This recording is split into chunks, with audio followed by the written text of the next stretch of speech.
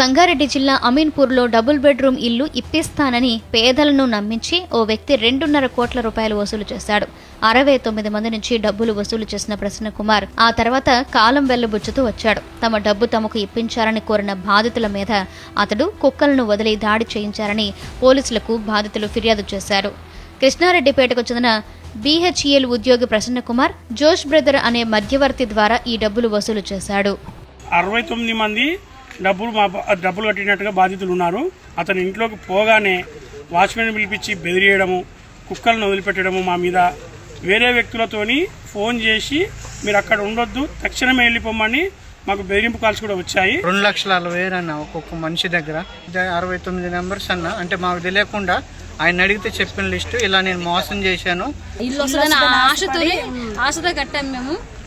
ఎలాగైనా ఈ ఇంటి రెంట్లు కట్టలేకపోతున్నాం కదా అని చెప్పేసి ఎవరికైనా వస్తుందంటే ఆశ కదా, అలా కట్టాము. వాడేమో మమ్మల్ని నమ్మించి మోసం చేశాడు. అందుకే ఇక్కడికి రావాల్సి వచ్చింది ఇంతవరకు.